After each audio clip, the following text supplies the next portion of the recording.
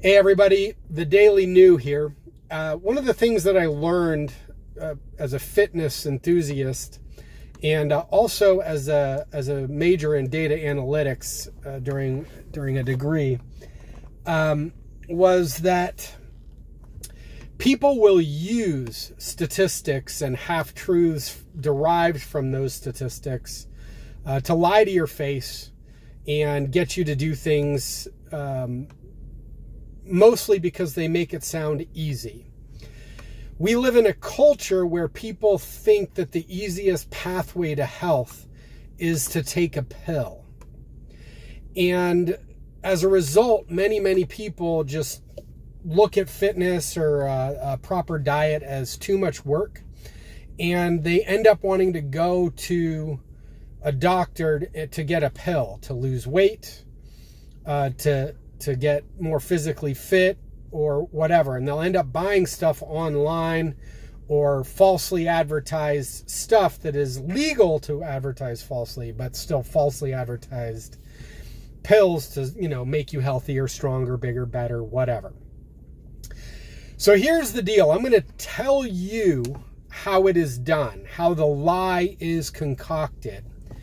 First off, you got to understand that we have been programmed. In our culture, we have been programmed to go for the easy, right? It's laziness is a built-in genetic trait designed to conserve energy. And so our marketing facilities and whatnot market to that trait. They market to the laziness that is built into our genes as a means of conserving energy.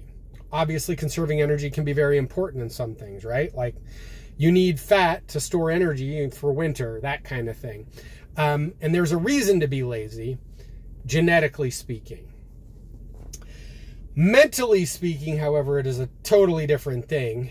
And unfortunately, our marketing institutions and our product institutions are just completely full of shit. And this is no different for a lot of fitness trainers. A lot of fitness trainers know how hard it is to get somebody to sign on the dotted line, so they are willing to lie, cheat, steal, whatever, in an effort to get somebody to sign on a fitness contract, knowing full well, like especially with these 24-hour gyms and whatnot, that the signator or the signer is never going to go in or going to go in 3 times or whatever.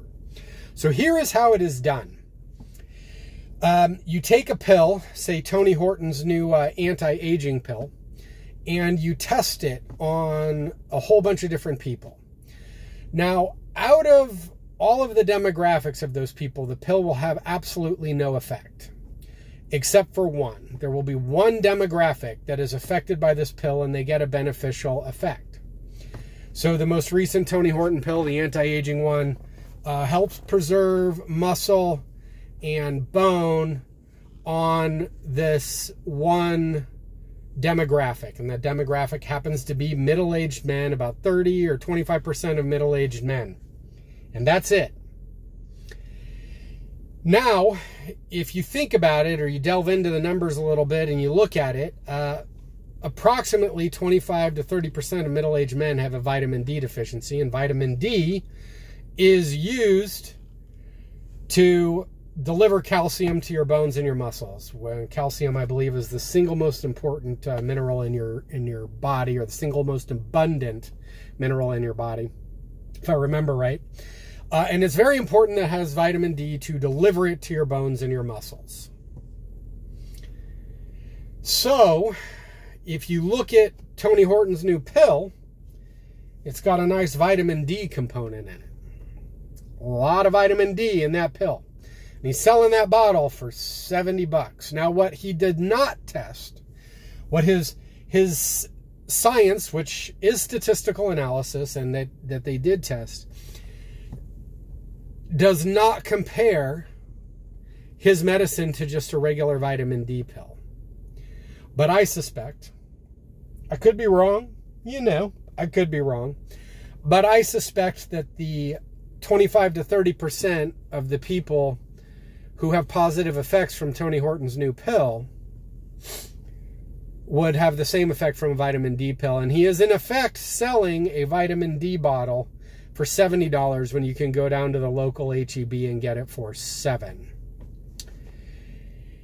And that is an example of half-truths and lies told in the fitness industry and pretty much any sort of marketing in any industry if they can get away with it. And I just thought you guys should know, if you want to lose weight, if you want to get healthier, the single simplest answer is perhaps not the easiest. You got to move a little bit and you got to eat more vegetables. Those two things. Okay, you may not like to hear it. Might be easier to just take a pill because Tony Horton told you to. But by and large, you're paying $70 for bullshit. And $70 will buy a whole lot of broccoli. And broccoli's good for you. Anyway, that's rusting iron and statistical lies in fitness.